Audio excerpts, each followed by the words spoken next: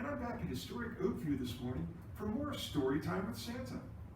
Right now, I'm sitting inside Oakview's plank kitchen. It's the oldest building in the park, built back in 1825. You know, that's almost 200 years ago.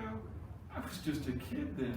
And this big stone fireplace, it was used to cook all of the meals on the farm before there was electricity. Today, I thought I'd share another holiday story with you. This one is called Miracle on 133rd Street. It was written by Sonia Manzano and illustrated by Marjorie Priceman. This story is about a family who wants to eat a delicious roast for Christmas dinner, but their oven is too small. It's too bad they don't have a big fireplace like this one. Are y'all ready? Miracle on 133rd Street by Sonia Manzano, illustrated by Marjorie Priceman.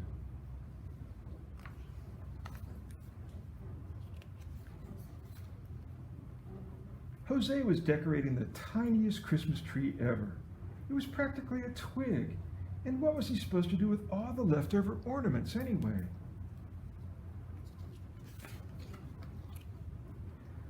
Jose, as Mammy called. Then she added a string of words that he was not allowed to use in English or in Spanish. Jose rushed into the kitchen, bumped into his father. His name was Jose too. "The oven is too small for the roast," Mammy said. "We should have never left Puerto Rico. We could have roasted it outside. Everything is too small here," she added. "Small kitchen, small apartment, small everything. We need a bigger oven." "What you need is a pizza oven," said Jose, trying to make a joke. Jose knew his mother needed a joke because every Christmas she got homesick for Puerto Rico.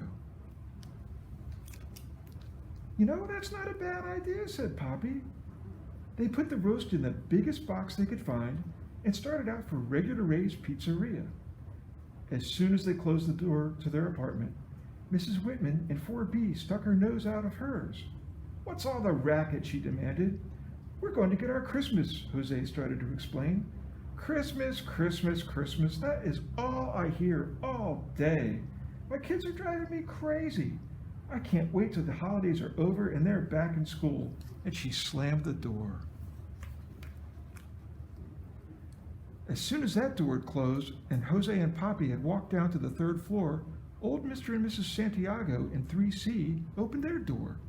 "Is something wrong?" Mr. Santiago sighed. "No," said Poppy. "We're just going to the pizzeria to get this roasted for our celebrations." "We have celebrations," Mr. Santiago said, "when the children visit. But they can't come this year," Mrs. Santiago finished saying for him. And with that, they closed the doors softly.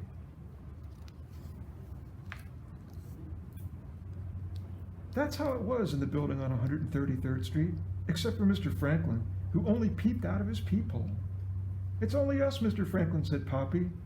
"Oh," whispered Mr. Franklin from the other side of the door. "I thought someone's television set was being stolen." No, no, this is our roast. We're going to the pizzeria to..." "Are you nuts? Going out on the day before Christmas? That's when all the muggers are out. And it's snowing. You'll break your leg running away from them," Mr. Franklin exclaimed. Then they came upon the Woznitskys. They live in 2B. "Oh dear, won't roasting that cost a lot of money?" said Mrs. Wozinski, when they told her what they were going to do. "That's what I hate about the holidays," said Mr. Wozinski. "All the money you have to spend. Who has the money to spend on a roast?" And before Jose or his father could answer, the De Palma twins ran past, Mr. De Palma chasing them.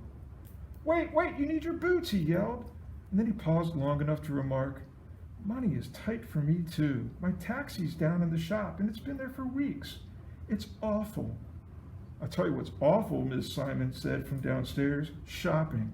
I couldn't come up with anything for my nephews, and I have 7 of them. What am I going to do?" "Don't buy anything," Mr. Wozinski said.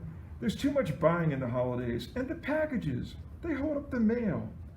The roast was beginning to feel heavier and heavier.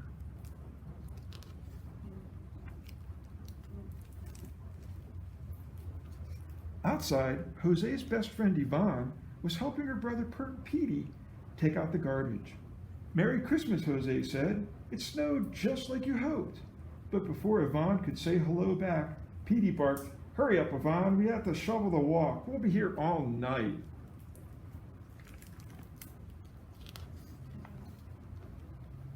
A snowball whizzed right by her head.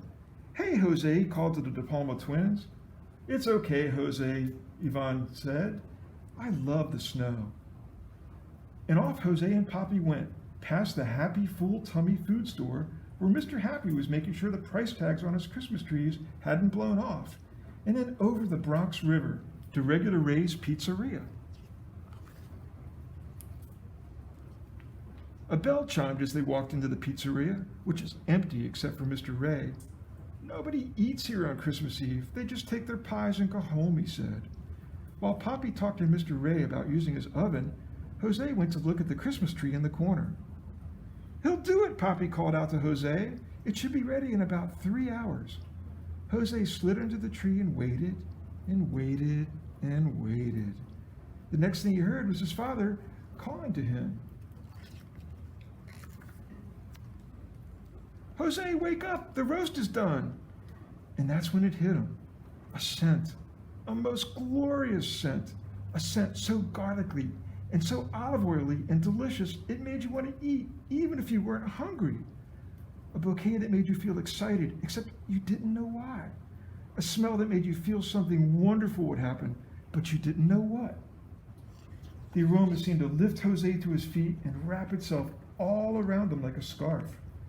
There was nothing left to do but hug. "Have a wonderful dinner. Feliz Navidad," said Mr. Ray.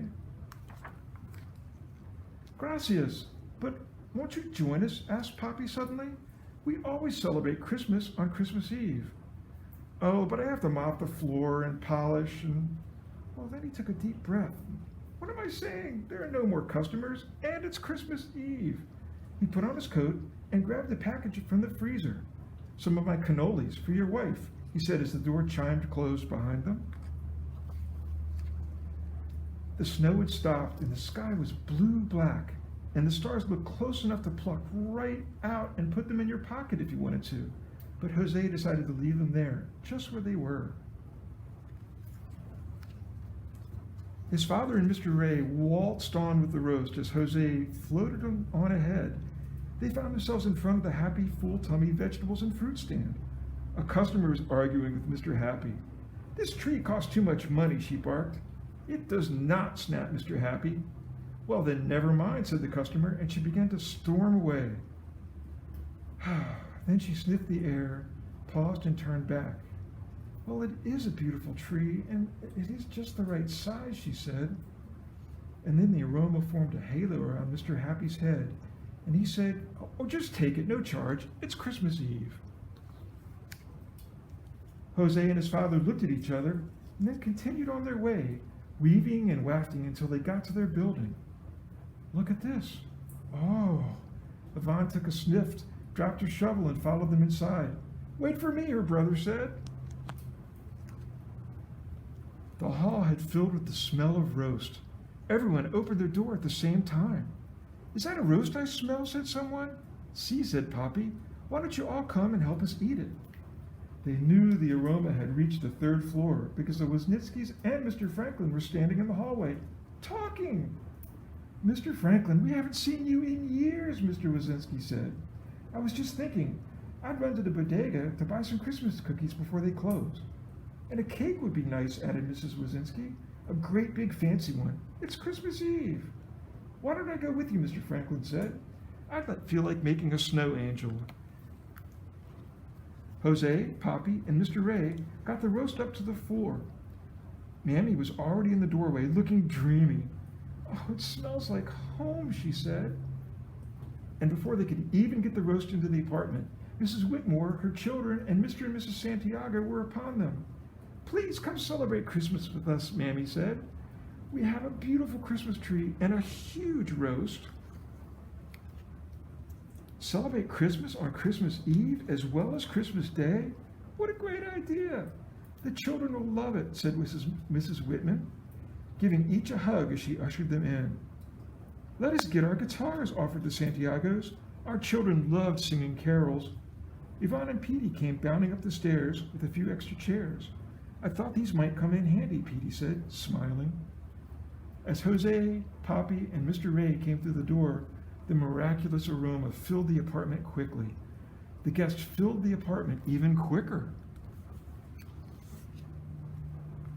You know, this is the first time since the boys were born that I haven't worked on Christmas. This Christmas, I can spend some time with them, said Mr. De Palma. Spend time with them? Why didn't I think of that? That's what I'll do. I'll take my nephews skating at Central Park over Christmas break, says Miss Simon. Mammy looked at all of the people in the apartment and said to her own two Jose's, thank goodness this apartment is big enough to hold all of our friends. It's a miracle. Yvonne and Jose decorated the window with the leftover decorations. The tree was perfect, and the roast tasted pretty good too. So tell me, what do you like to eat for Christmas dinner? And how about dessert? Is there something special that your family makes? Yum. That was such a fun story. I hope you enjoyed it this morning. Although I am so busy at the North Pole this month, I'll be back one more time next Saturday morning, December 19th, to share yet another great holiday book with you. Be sure to check Oakview's Facebook page for the exact time. Happy holidays! Ho, ho, ho!